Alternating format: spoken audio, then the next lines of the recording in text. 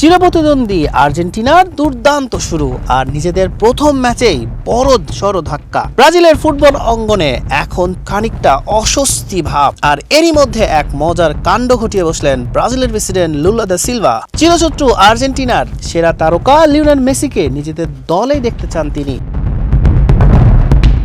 তবে প্রেসিডেন্ট একদমই রসিকতা করে বলেছেন। ব্রাজিলের সাম্প্রতিক বিশ্বকাপ পারফরমেন্স নিয়ে সাংবাদিকদের প্রশ্নের জবাবে তিনি এই মন্তব্য করেন। এবারের বিশ্বকাপে নিজেদের প্রথম ম্যাচে মরক্কোর সঙ্গে 1-1 গোলে ড্র করে মাঠ ছাড়ে 5 বারের বিশ্ব চ্যাম্পিয়নরা। 5 তারকাদের এমন পারফরমেন্সে রীতিমতো হতাশ সমর্থকরা।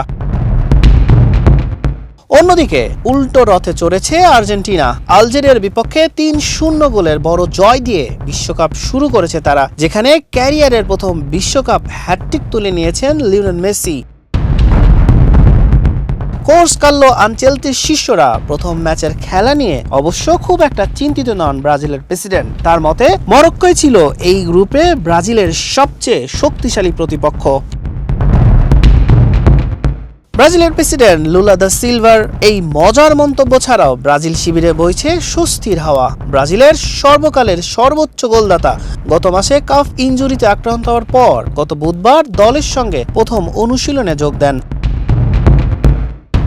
আগামী 20 জুন নিজেদের দ্বিতীয় ম্যাচে হাইতির মুখোমুখি হবে সেলেসাওরা। হাইতির বিপক্ষে মাঠে নামার লড়াই কি চেনা ছন্দে ফিরতে পারবে 5 বারের বিশ্ব চ্যাম্পিয়নরা? হাসান শাহরিয়ার, মানব কণ্ঠ।